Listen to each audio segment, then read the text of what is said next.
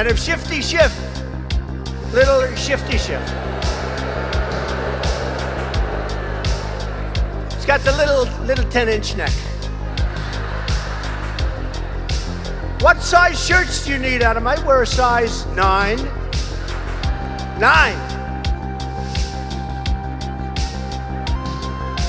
He will not make the LSU football team, that I can tell you. Boom. And the neck is gone.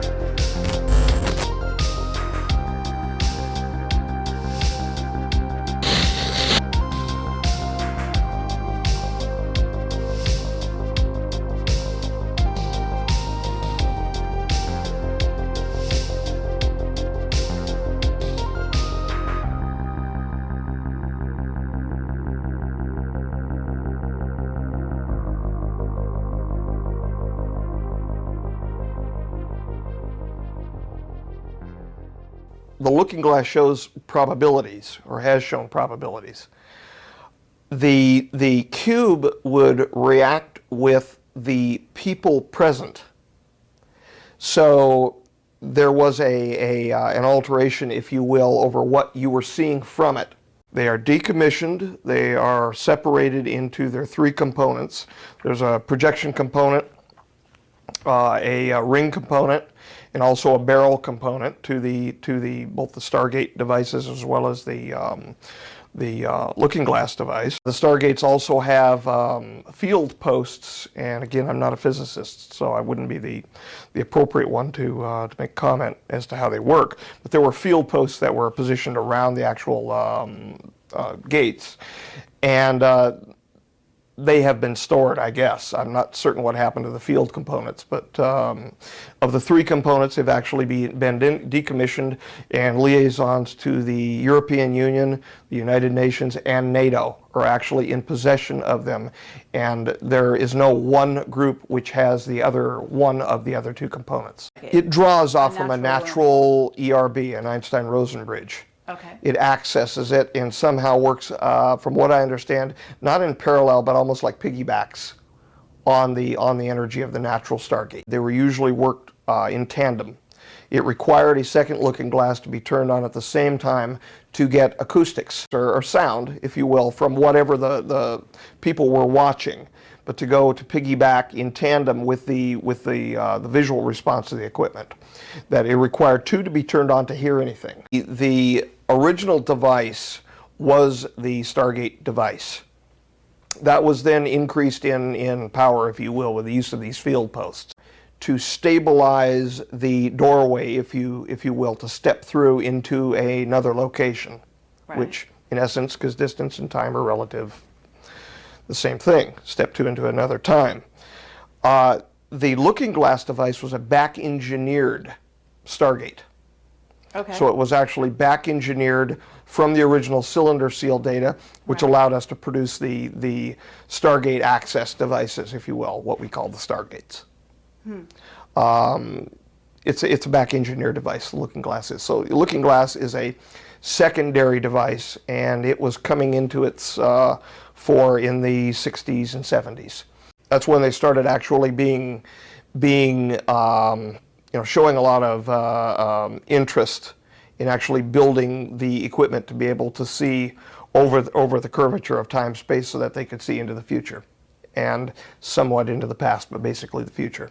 The looking glass shows probabilities, or has shown probabilities. The cube would react with the people present. So there was an alteration, if you will, over what you were seeing from it. It would actually spin out as a yellow disc out of the top of it, where the word yellow book originally came from. Yeah. And depending upon what predisposition, it's kind of like little Yoda telling young Luke, you bring in there what you have with you. You know, whatever is in there is what you bring. You could then change the perspective, the tilt, if you will, the orientation or angle of the information being presented back to you. So unless you are well prepared to deal with such a thing, human interaction and human emotions bring instability of the provenance of the information. The situations involving the treaties, their outcomes, the actual potential for both timeline number 1 and timeline number 2 outcomes. In the case that we're in right now, we seem to be in a variant of timeline 1, and that's good. For everything that I've seen and have read and reported to me concerning timeline number 1, it's not happening exactly the way that they figured that it would. But then again, it couldn't, because we've made changes along the way which diverted us away from timeline number 2, and in so doing, our future, again, I regard our future as something which is pretty much a blank slate. We're writing it for ourselves. And so we are now seeing something coming to pass which is slightly different than the prognostication, than the probabilities that we were seeing. It has been used since actually the 50s by the potentates, by the leaders of the various countries, to skew the history. Wow, that's amazing. Of the human race. Right. And the common folk, the average people, all of us, have a right to a future which is our own, and not being skewed and designated and promulgated and promoted and provoked by blue bloods who feel that they are above everyone else. The cube was actually, the information about the cube, its existence, was known as of 1946. It was further discussed in 1947 after a certain crash in midwestern, lower southwestern state, New Mexico, and following which, during the first brokering for treaties by the Orions with Eisenhower, the cube was handed to Eisenhower. It was in fact expected to go to the United Nations authorities, and it was in fact spirited away by the United States military. And a looking glass is not the same as a Stargate? No, a looking glass is a back-engineered form from the original cylinder seal descriptions on how to build the units that they made Stargates. So in essence, you could take a looking glass unit and make a couple changes to the equipment, lift it up on an angle, put field posts around it, and open up a hole to step through. Sure. Okay, but the looking glass can show you the future. So are we saying future that probabilities, not the future? This is Dan Burrish. Now, what we just watched is from a 2-hour interview that he did with Project Camelot back in 2007 about the looking glass technology.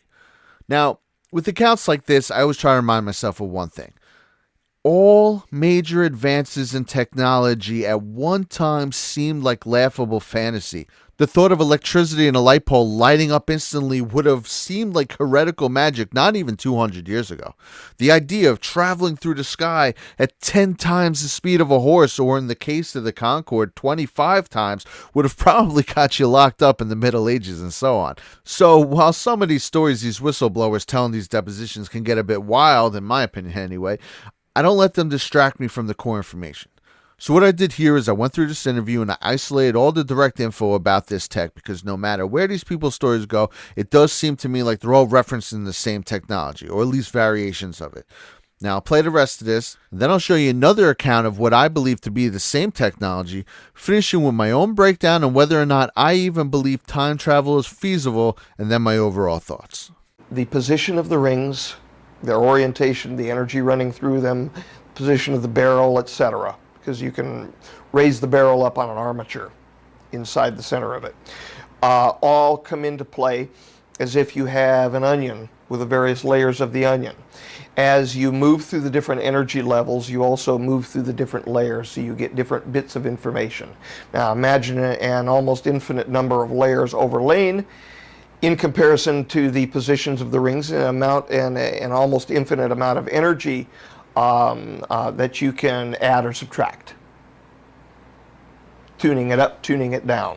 Well, it sounds instead of going up by 1 hertz or by 2 hertz, maybe by a thousandth of a hertz, up and down. The technology is not being used at all right now. Okay, but the reason it's not used now is because of where we're going into the galactic, the plane of the... As of about 2017, I would expect probably that all of these little pieces of equipment will probably all get reassembled, Turned back on. Oh, sure. 2017? That's quite a while. 2016, 2017. Oh, not until then. Probably not. The so-called cycle of catastrophe or season of catastrophe of Falconelli, the time period from, right around 1992 to right around 2012, right around that area. While we will have passed 2012, we really ought to get through the entire cycle, which is about 1980 to about 2016, to feel confident that the interpretation from the timeline from the future about their own catastrophe is not off by a few years. We're talking about 45,000 years or 52,000 years respectively. We have difficulty understanding what happened 2,000 years ago. And we're talking about 50,000 years here. So it's very wise for them to wait. The looking glasses are now decommissioned, but also the Stargate technology. Yeah, they're decommissioned, and the Stargates and the looking glasses, I'm sure they're all in their little mothballed containers and all of that, and they have been separated. The three components of each have been separated and moved to different power structures, diplomatic and military authorities in the world. And we're talking about the EU specifically, the UN and NATO. Those are in specific control of one of the three components each. Okay, so basically what I gathered from this is that there's a floor in one of the facilities in Area 51 called Alice's Floor, and that it has a stuffed white rabbit permanently mounted above the entrance to the Project Looking Glass room.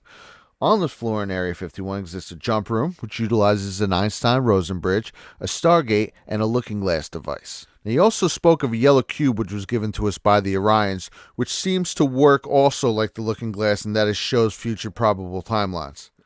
This floor is the second level of Building 4, or Level 4-2, which I find particularly interesting because famously, in the 1979 novel A Hitchhiker's Guide to the Galaxy, at the end, spoiler alert, the answer to life, universe, and everything around it stated to be 42. Obviously, it's a joke, a nonsensical, simplistic answer to the most complex question in the history of time.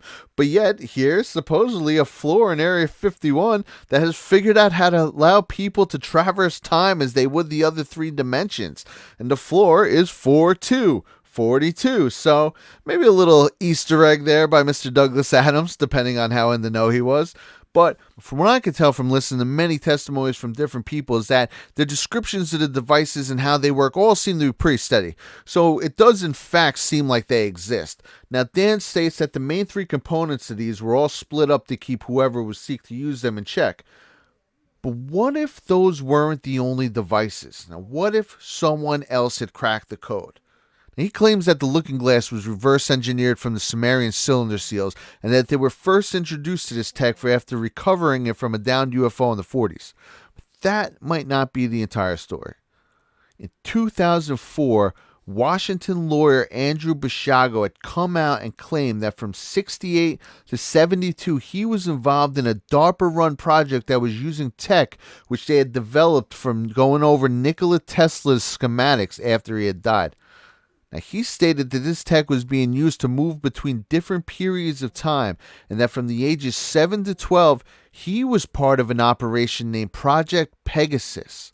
Now, this is especially interesting to me because it was Donald Trump's uncle, John Trump, who was brought in to go over Tesla's work after he had passed in 43.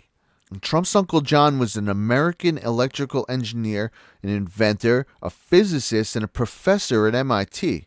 So this is one of the rare people who actually knew what he was looking at when going over these notes. Now, it's also worth noting that John Trump and Julian Assange look nearly identical. Make what you want of that.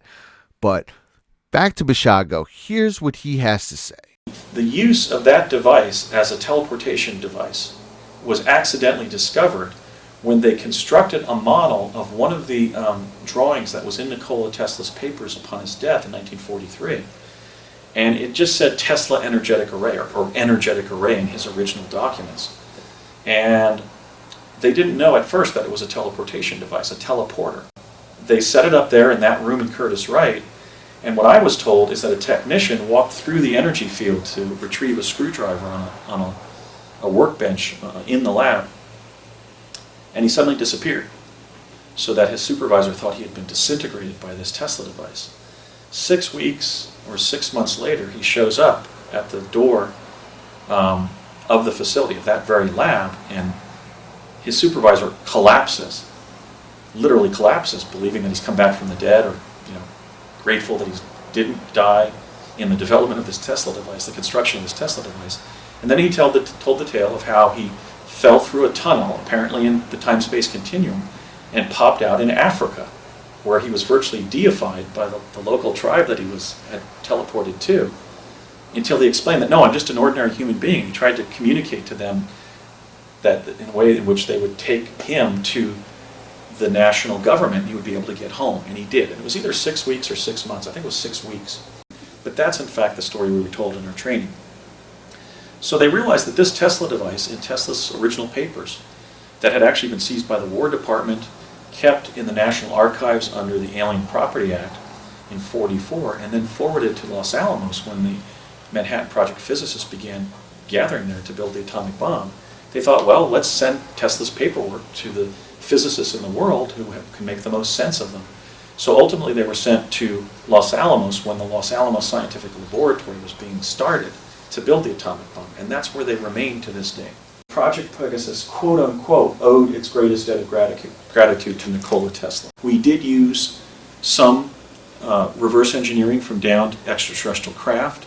We were given some technology by the ET groups that we were in liaison with during these years, but there's no question that time travel is the accomplishment of our species in this planetary context. It wasn't all reverse engineering.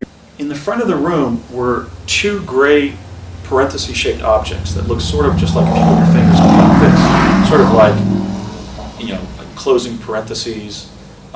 They were built into their bases, kind of like high-end stereo speakers, and they were about 8 feet high and about 10 feet apart on the floor of the lab there. And on the left boom, there was a technician sitting at a video console with a keyboard.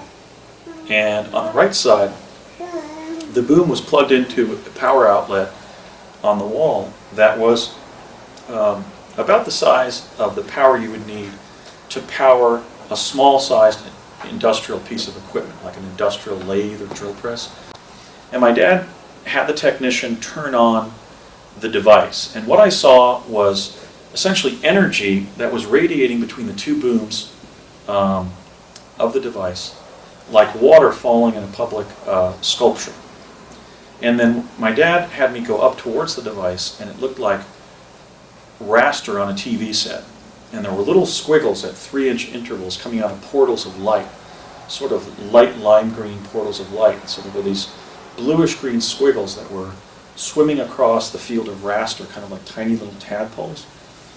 And my dad explained that we were going to step back, and on the count of 3, he's going to hold my hand, and we were going to jump through that field of energy. So we practiced it a couple times, and then on the third try, we leapt through the field of energy, and we immediately found ourselves in a bluish-white tunnel of light, and moving forward at a very rapid rate of speed, but also in a way where you perceived that we weren't moving at all.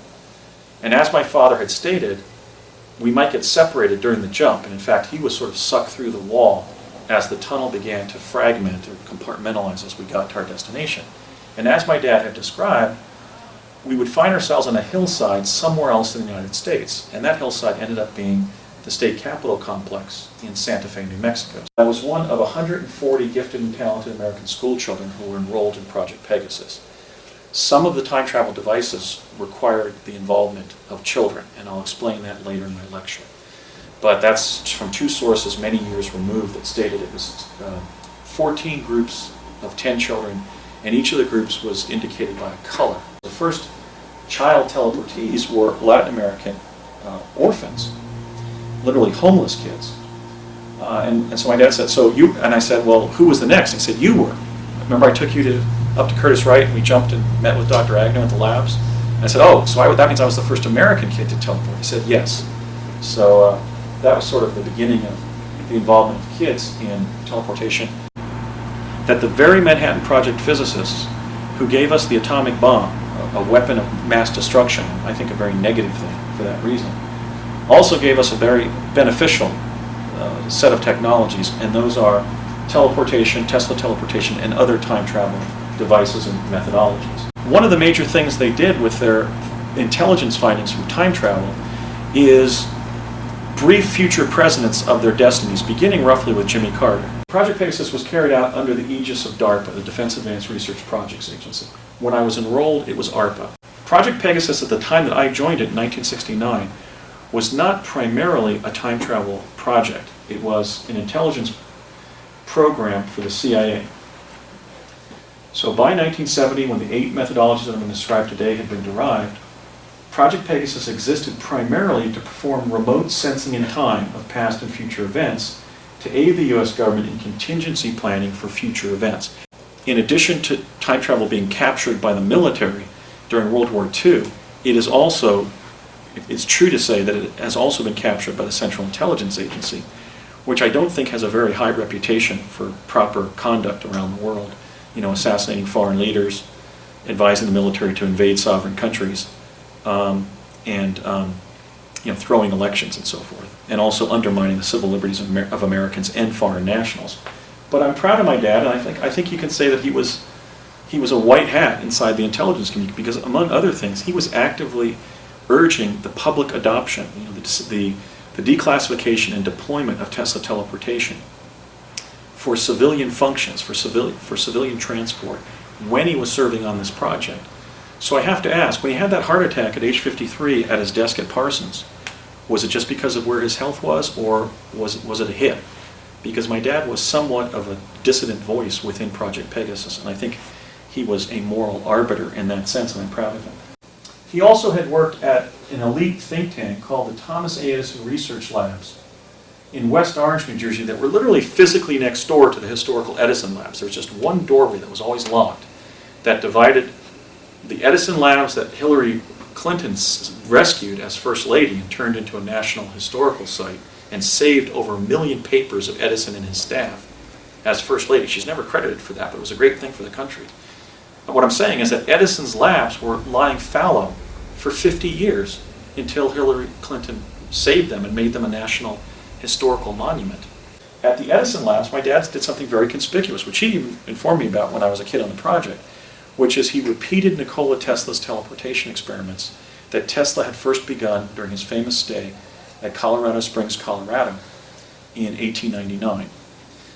After the first time I did Coast to Coast AM with George Norrie in November 2009, I received an email from a man who actually showed me with attachments that he had grown up in Montclair, New Jersey, and he described how in 1956 on the streets of Montclair he found a 1958 penny.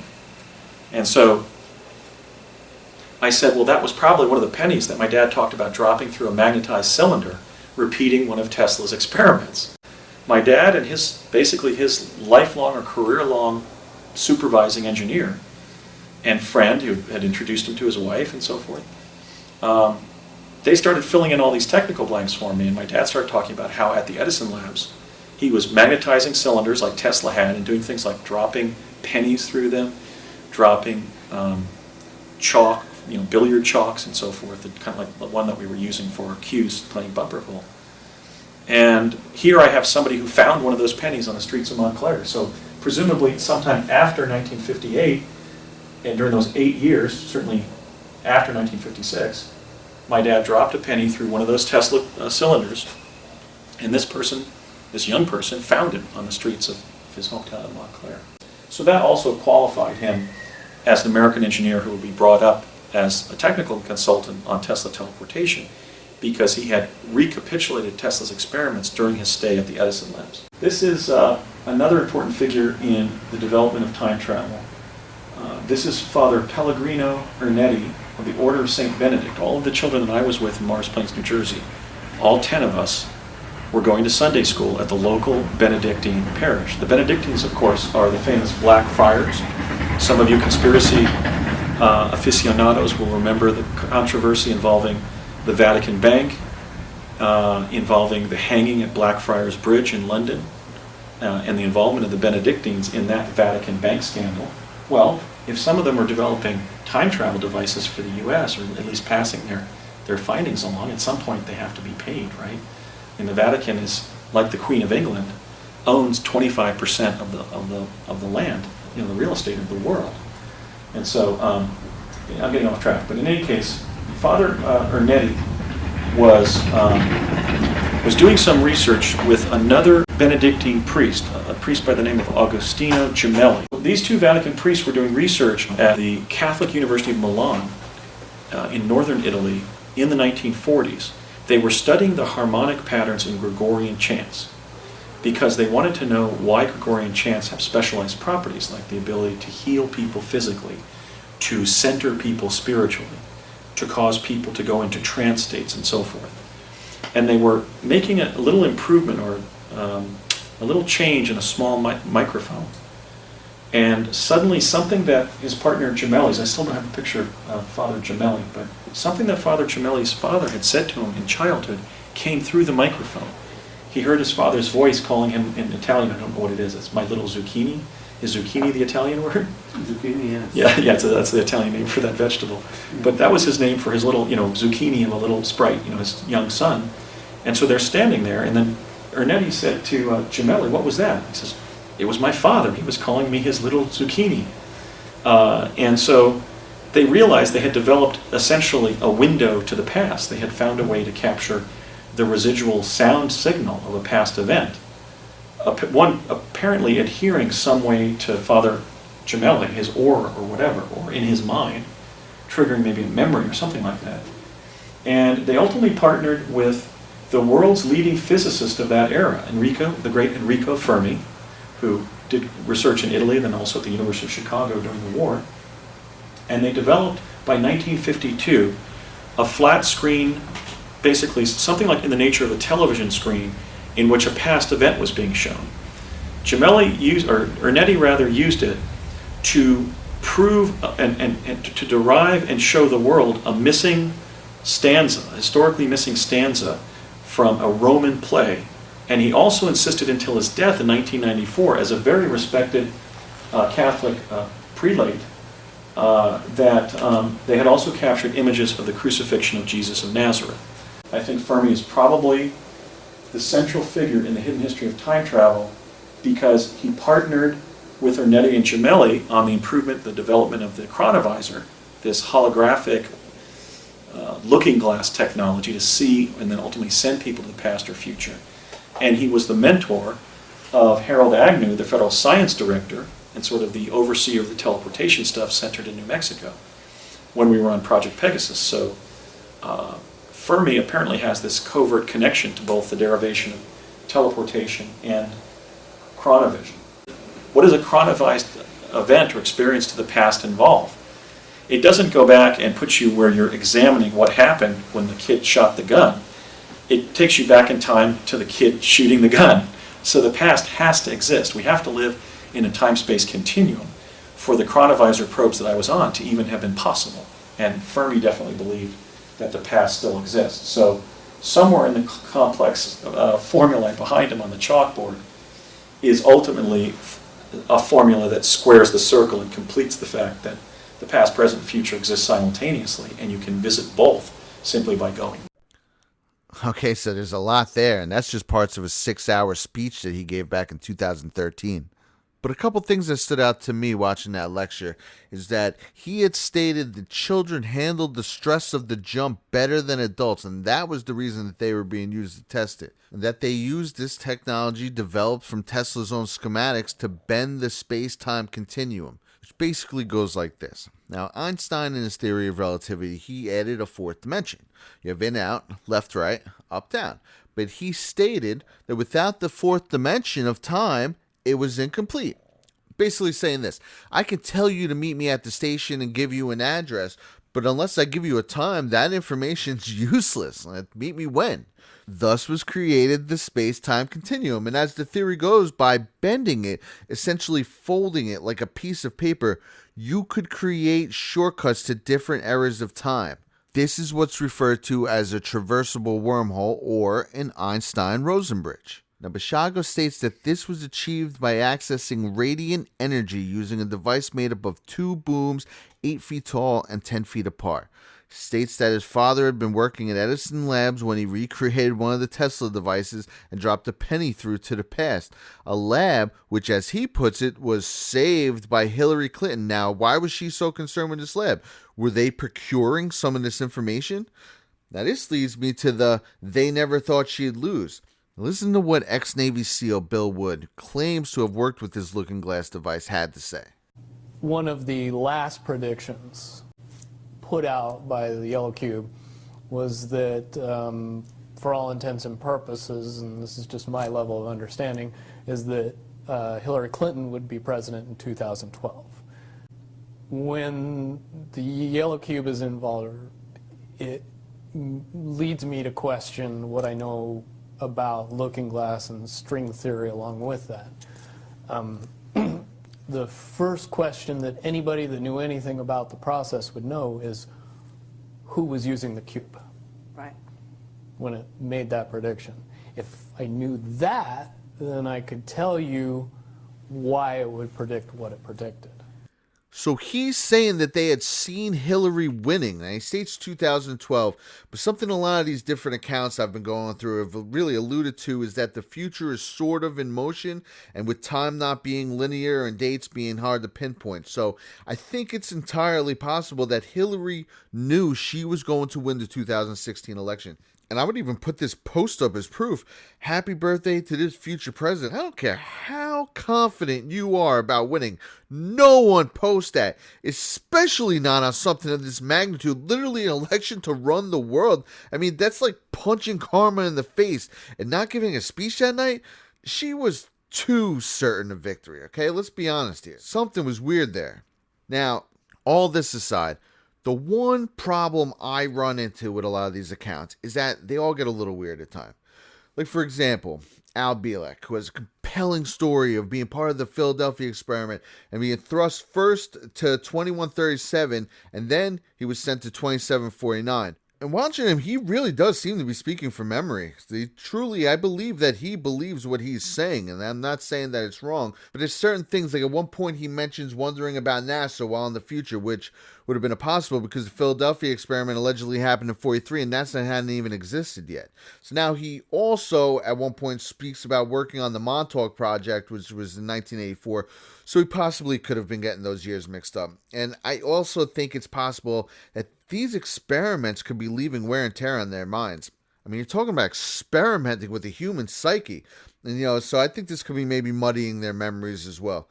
But now the Montauk project was exactly that. Now, this was also a project that was using tech found in one of these downed spacecrafts from the 40s, which was a chair. That when they sat in this chair, they found it amplified their consciousness, basically letting them project it out of their body. But now going back to Burrish, he had talked about the government being handed some of this tech by a race of beings from Orion. And you have Bishago, who talks about DARPA having him use psychic projection also with the Montauk chair to observe the building which John McCain was being held captive in. So while I think it's good to have an open mind with these things, I think it's also good to have a healthy skepticism at times. But all wild stories aside, and again, something that does seem consistent with these accounts, they all seem to be talking about real devices. And just look at the Q drops alone. There have been a huge amount of instances where future-proof past. I mean, 1 year to the day it says future-proof past, watch the wives.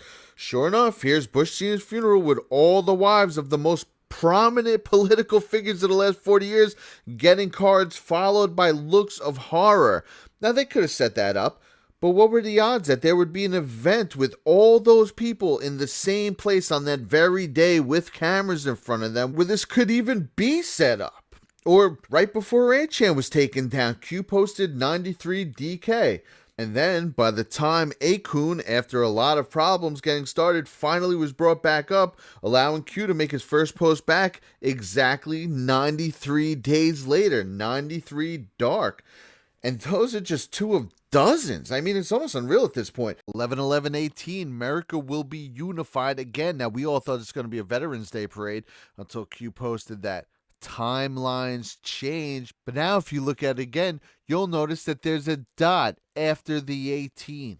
A year later, once Akun is up and running and everyone is united again, people find that it's being run through the DoD server with the address 111118. I mean, they almost have to have one of these devices. And again, President Trump's uncle is the person who went through Nikola Tesla's life work. He was an electrical engineer and a physicist. So this is one of the rare people on this planet who could actually understand what he was reading. And here you have Andrew Basiago stating that these looking glasses and time devices were mostly derived from Nikola Tesla's own schematics.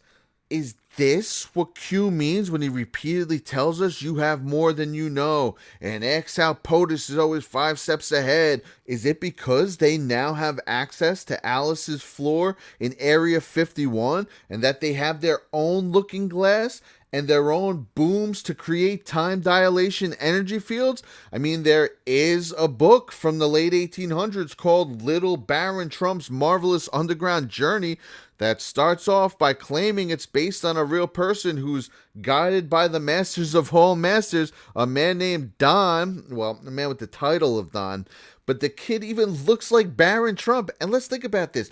Donald Trump has been in the limelight for 40 years. No one's even so much as mentioned that there's a book about a guy named Trump. I mean, he's the exact kind of person who would totally eat something like that up. He's had a son, Baron, for 13 years now, and still, for over a decade, no one's ever found this? I mean, think about it.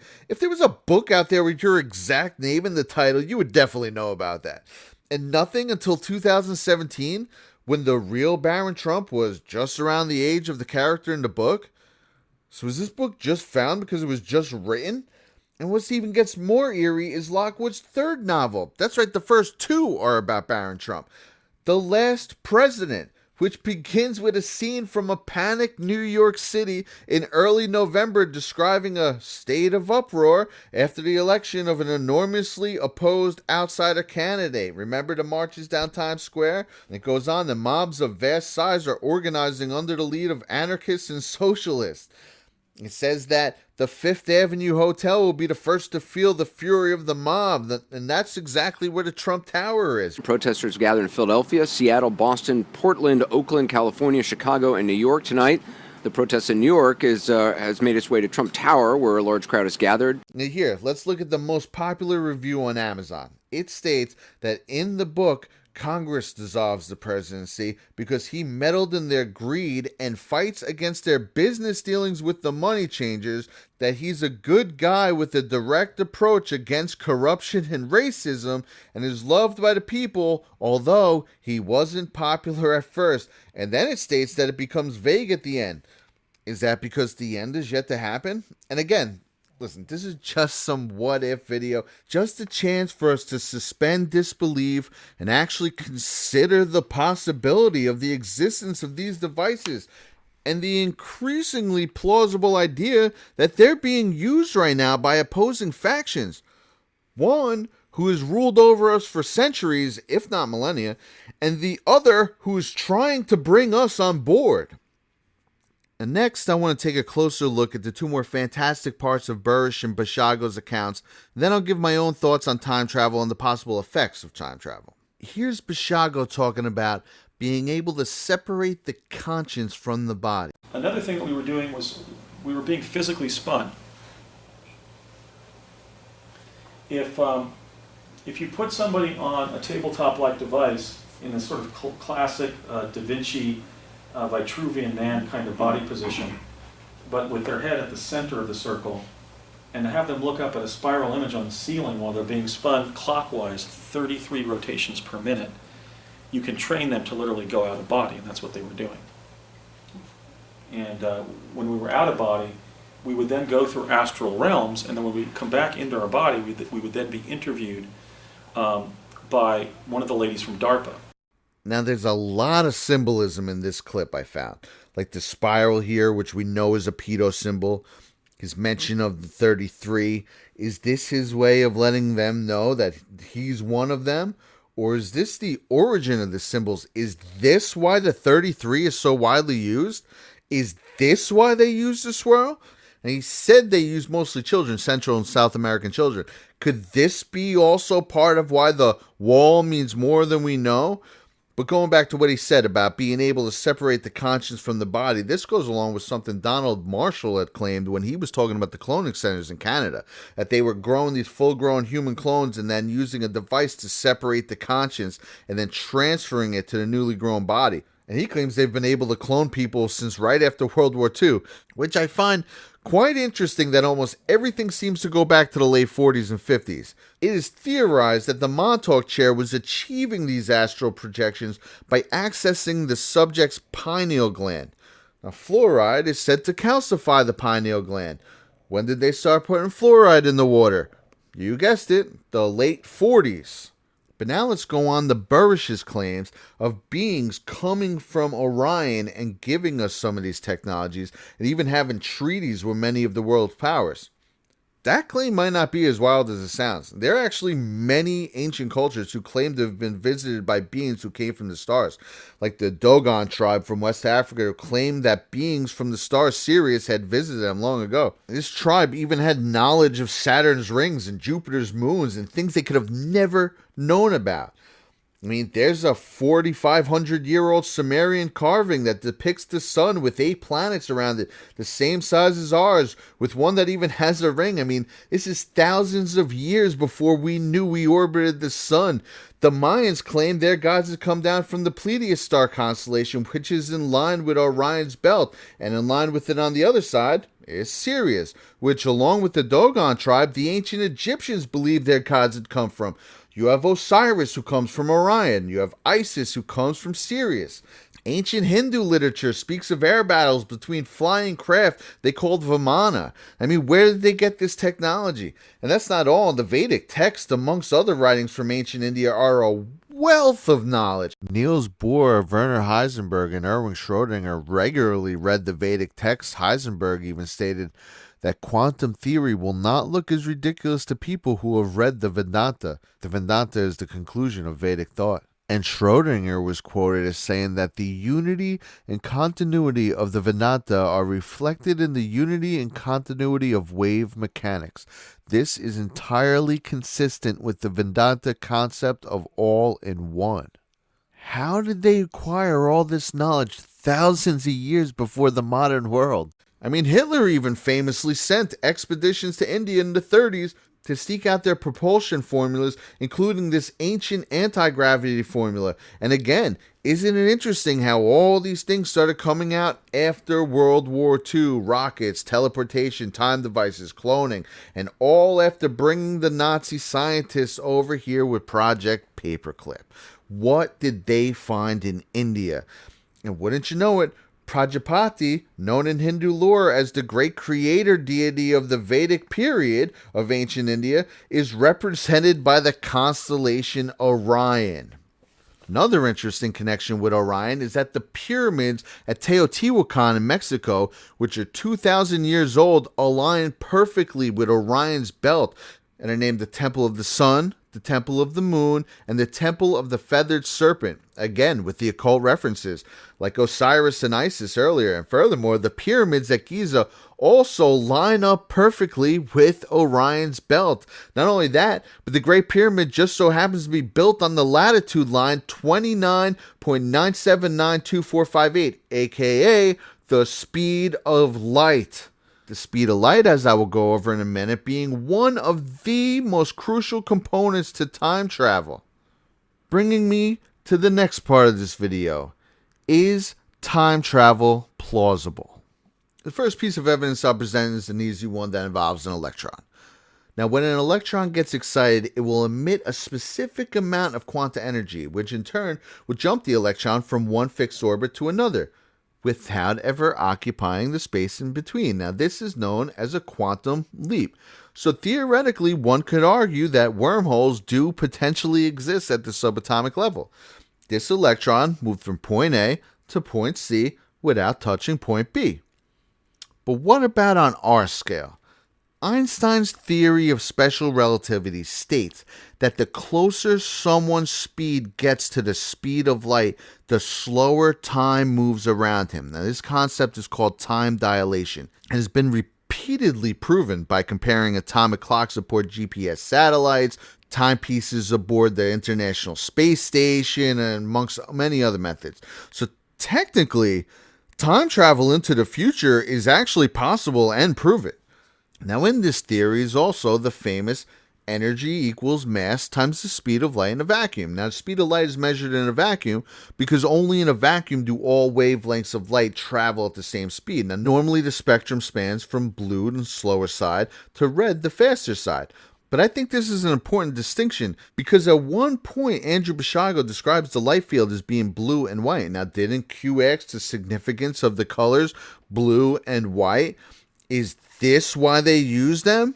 But ultimately, according to the theory of special relativity, if you were to somehow travel close to the speed of light for an extended period of time, you could say travel a year, then come back to Earth, and 500 years would have passed, essentially traveling to the future. Now, the faster light waves are red. The faster you go, the further you go into the future. Does that mean that blue energy field with slower particles would send you into the past? Or is that just what everything looks like around you since you're moving so fast? Or is there even another possible way? Because going into the future is one thing, but even if you did, how could you get back? Isn't the past the past? If you're going according to the space-time continuum, space and time are relative. So shouldn't we be able to theoretically traverse about them all equally? Think about it like this. Left of me and right of me currently are existing simultaneously. Up and down exist simultaneously. In and out exist simultaneously. Does that mean the past, present, and future all also exist simultaneously? And if you are able to travel at high speeds, propelling yourself into the future, shouldn't you be able to also go back into the past? Well, this brings us to string theory. Now, string theory is loved by some physicists and hated by others. Very polarizing. But to start off, I'll explain in the simplest of terms. In an atom, you have particles called electrons, which we just went over, and they orbit the nucleus. The nucleus is made up of protons and neutrons. Protons and neutrons are made up of particles called quarks, and string theory takes this one step further, postulating that at the very core of every particle is a strand of vibrating energy. Now, string theory at its core is an attempt to solve the main conflict between Einstein's theory of relativity and quantum mechanics. Now, the problem is that the graviton doesn't work with the other three forces. Altogether, you have four forces, which are strong, weak, electromagnetic, and gravity. Each force is carried by a boson. Strong forces are carried by bosons named gluons. And as you guessed it, they're used to glue the quarks together and glue the protons and neutrons together. That it's not just a clever name. Electromagnetic forces are carried by photons. Weak forces are carried by W and Z. And gravity is carried by the graviton, which is by far the weakest of all forces. So string theory is an attempt to unify gravity with the other three forces. Now, one of the things they ran into when they were working this theory out was the creation of a new theoretical particle called the tachyon, which traveled faster than the speed of light, and on paper anyway, back in time. Now, this is obviously what is used to discredit string theory, but is it possible that the math isn't wrong after all? I mean, maybe. Could this be what they're really testing at CERN? That's an awful lot of money to look at some bosons. Is CERN an attempt to open some sort of looking glass technology on a grand scale? We already know they're into the occult and possibly trying to summon entities or whatever this clip is. Could they be tapping into ways of traveling not just through time, but into other dimensions? Now, if you take string theory further, you get superstring theory, which part of it states that at each nexus of space-time, there are another 6 dimensions, which at its onset seems like an odd claim. Wouldn't we be able to interpret these other dimensions? But not necessarily. Now, when you consider the way sight works, we're not actually seeing things. Rather, we're seeing the light reflecting off said object. Now consider this. The human eye is so incredibly limited in its range, we can only see less than 1%, a tiny fraction of the electromagnetic spectrum. Now back to string theory. If you work it out to its final inception, you get M theory, where altogether you have 11 dimensions. Could these extra 7 dimensions account for planes of reality coexisting with our own that we can't even see? I mean, is this how these summonses that John Dee and Queen Elizabeth I tapped into work? Right? So they say they had found specific sequences of sound in this ancient literature that was stored in the Vatican. The Vatican, by the way, which has miles of ancient literature in its vaults and no one's allowed to see. I mean, sometimes I wonder if this was the real reason that the Library at Alexandria was burnt down, to hide this ancient knowledge from the masses. But there seems to be something to sound, frequency, and melody. Maybe this is why the American Standards Association changed the standard A from 432 Hz to 440 Hz in 1926. Now, Basiago had said that Fermi was experimenting with the frequencies when he made his breakthrough. Burrish talks to them tuning the slight changes in frequency to get different results with this equipment. Could they have changed the standard frequency to 440 to keep us away from ones that we could possibly use? And much like adding the fluoride in the water to calcify the pineal gland, many believe that the original norm, 432, is a frequency more in tune with nature, and that 440 causes more anxiousness. And if we are all vibrating strands of energy at the subatomic level of every atom, could all reality, including ourselves, be susceptible to certain frequencies and melodies, if you will? One potential argument for this is the solfeggio scale, which many claim to be healing frequencies.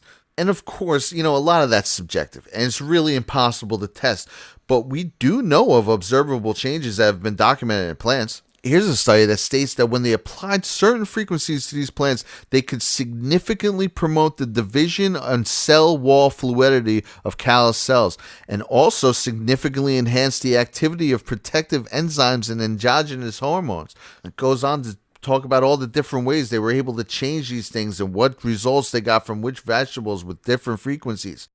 So, the idea that we at the most subatomic level are made up of energy isn't really that far-fetched.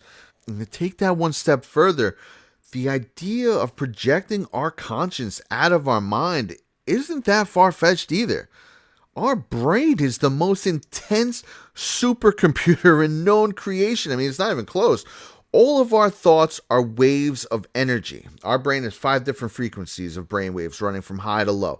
It transmits waves of energy all day long. It's a transmitter and a receiver of energy. Now consider how the Bluetooth in your phone works.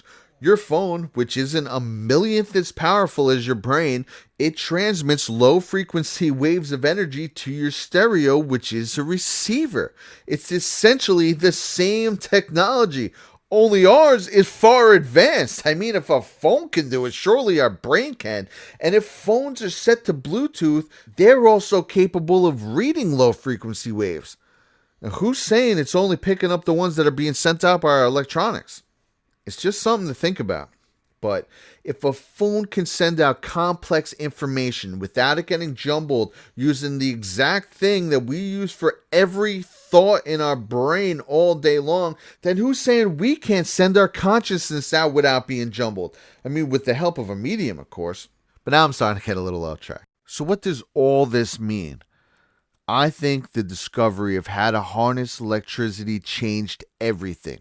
Edison gets most of the credit, obviously, due to his DC current, but it was really Tesla's discovery of AC current, what we use today, which changed the world. I mean, everything is energy. Once they knew how to harness it, I believe that opened up the potential to unlock everything in this world. And it seems that in the decades following, different physicists began to figure out how to manipulate it, whether it be from reverse engineering devices they found, procuring ancient writings, or simply working out the formulas from scratch. In the case of the man who discovered AC current and opened the floodgates himself, Nikola Tesla, the man who was obsessed with manipulating energy and was even working at transmitting energy for free through the air when he died.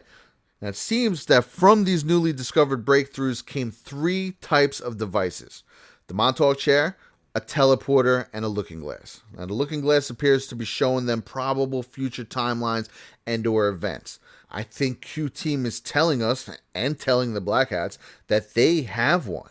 I mean, it's mentioned right here in post 9, single digits. I mean, Q's been telling us constantly that we have more than we know. Reread the drops, expand your thinking. And I'll admit, I would read some of them sometimes, and be like, how much more can there be? I mean, I feel like we've been over these pretty thoroughly, but maybe it's been right in front of us the whole time. I mean, with the constant future proofs, past, timelines, change, boom, boom. I mean, they said these machines work in tandem, right?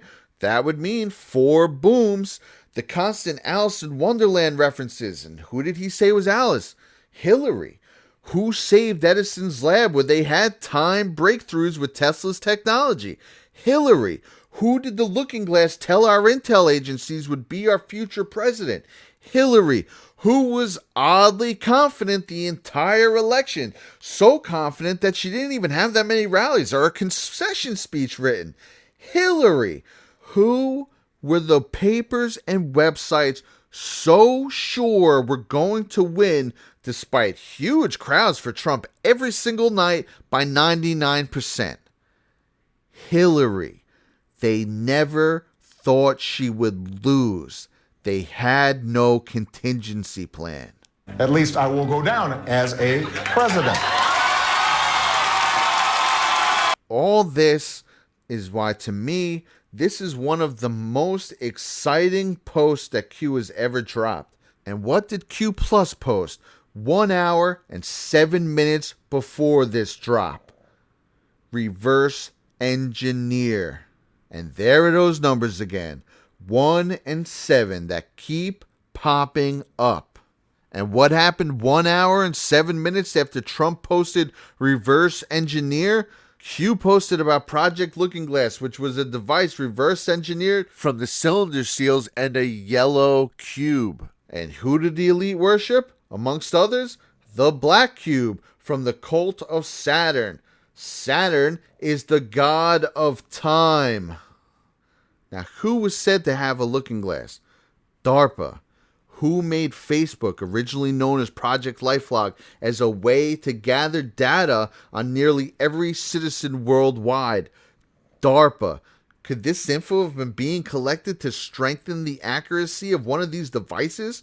Or what about just the other day when someone found a 4 terabyte trove of sensitive data belonging to over 1 billion people, a seventh of the world's population, found on an unsecured Google Cloud server? How valuable would that information be to someone with one of these devices? Or everything else being used? I mean, the possibility of being able to move about time changes everything. And really, on the simplest of levels, the concept of stretching time is actually quite common. I mean, all the time there'd be days where it seems like you blink and 5 minutes go by. And then there's days where every minute seems like an hour. I mean, sometimes we'll fall asleep and have a full dream that seemed to go on. And when you wake up, only 10 minutes has passed. It's possible that we don't fully understand time as much as we think we do. And I think it's important to remember that up until 150 years ago, we didn't understand any of this. In the grand scheme of time, this is brand new. And look at the Mandela effect. This is something that I've never been able to make sense of until maybe now. I mean, if they were in fact moving about the timeline to past events, it would undoubtedly be altering things, albeit slightly. But still, how do you explain these books from the late 1800s, which Wikipedia describes as being inspired by Alice in Wonderland? That's right. The Baron Trump books are inspired by Alice in Wonderland. You have Alice in Wonderland was inspired by Alice Little. Now here's a clip of Trump from right after Q posted Project Looking Glass where he says 3 things. First, he says Little Adam Schiff and then emphasizes the number 9, says it twice, and then pauses. Post number 9 mentions a looking glass, and then right after that he says boom. This tech seems to work with booms. And if you take this one step further, what follows the White Rabbit? His pocket watch. Here's a pocket watch from 1944, the year after Trump's uncle went over Tesla's papers, that's called the Ingersoll Trump. Ingersoll just so happens to be the name of the author who wrote the Baron Trump novels, which are, quote, a response to Alice in Wonderland. And then The Last President, which almost identically parallels Trump's current presidency. You have unexplainable video like this old Charlie Chaplin clip from the 20s where this lady looks like she's talking on a cell phone. You have this video from the 30s where this factory worker looks like she's talking on a cell phone. You have this ancient Greek carving that looks like a laptop with USB ports. You have ancient Egyptian carvings that look like helicopters and UFOs. You have 1,000 future proofs past. That's some that go the exact minute. I mean, if Q is in fact telling us that they're in possession of at least a looking glass device validating this technology, then that to me is one of the most exciting revelations of all time. And it's been 80 years since Roswell. I mean, it would almost be unbelievable if we hadn't reverse engineered some of this tech by now. And I also believe for that reason that a good 90% of modern UFO sightings are crafts that were created right here on planet Earth. And just look at World War II where pilots were reporting flying objects that they called Foo Fighters. Here, let's look them up. Oh, can't do that. Let's look up the goddess Isis. Oh, can't do that. Hey, let's look up Ashoka, the Hindu emperor who commissioned the books which contained the info on how to build the Vimana, which the Nazis went there in the first place. Oh, can't do that. This is how they bury information. They used to do it by slowly changing the history books. Now they also use the internet. Want to know about Rick Ross, who was working with the CIA in the 80s to help spread cocaine? Oh, sorry. Here's a rapper for you. Or what about one of the pioneers of this technology, Tesla? You can now pick from one of our many models. Sure, we know some of these things still, but what will they look like in 100 years? Some we barely know now.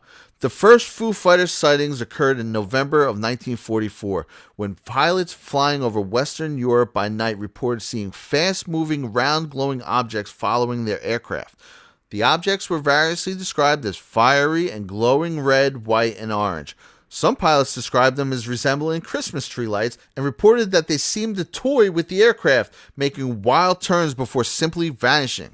These are real confirmed sightings from the end of World War II. When you look up Foo Fighters, you get a band. Or when you mention UFOs, you're laughed and scoffed at. I mean, Christopher Columbus literally wrote about observing a light glimmering at a distance that vanished and reappeared several times during the night, moving up and down in sudden and passing gleams. Then hours later, when they reached land, the inhabitants eagerly came to him and asked if they were the people from the heavens. Had they just seen these same lights? And these sightings had occurred at the same time Christopher Columbus was sailing over the Bermuda Triangle, documented in his journal. Or what about April 14th, 1561, where there's literal documentation of the people of Nuremberg describing an aerial battle, followed by the appearance of a large black triangular object and then a large crash outside the city. The newspaper, which still exists to this day, claims that witnesses observed hundreds of spheres, cylinders, and other odd-shaped objects that moved erratically overhead. The newspaper describes the objects of various shapes, including crosses, globes, 2 lunar crescents, a black sphere, and tubular objects, from where several smaller round objects emerged and darted out around the sky at dawn, in an official newspaper from 1561 Germany. And then 5 years later in Switzerland, it happened again. So this technology exists, and it has existed for a long, long time. And this is the next horizon for us. You had the Industrial Revolution, then you had the Scientific Revolution, then the Digital Revolution, and now the Space-Time Revolution. My overall decode is that I believe Alice in Wonderland is code for someone using this equipment, with Alice going down the rabbit hole being an allegory to the using of an Einstein-Rosen bridge to traverse time. I think these two posts are telling me that the Q team has one and are using it. I believe that they're also telling us that Hillary was using one in Saudi Arabia, and that access to these devices are being shut down. And even CERN was curiously shut down December 2018 with a reopening date of early 2021, right after the election of what undoubtedly they hope is a new president. What do we know about the military in general? They're always 50 years ahead of public disclosure. To be honest, that's probably a safe estimate. I think it's possible that aside from access to a looking glass, they also have access to this entire floor, allowing them to physically move about probable futures and past events as well as view them. I think it's possible that some of the president's early trips around the world, like for example this Saudi Arabia trip that these drops started around, were about commandeering the different components to these devices. I also believe it's possible that this sort of tech has been in the possession of the Trump family for many years, stemming from the president's Uncle John, and now are getting to combine it with years of reverse engineered advances achieved by our government working with similar recovered and gifted ET tech. That's what I'm coming away with after looking into this. Now, will all this ever fully be disclosed? Who knows? I doubt it. So, there's no way to ever know this for 100% certain. That's why I said at the beginning of the video that this was a chance to suspend disbelief and just let our minds wonder, what if? But I'll leave you with this. What did Q say when asked, are we alone? No.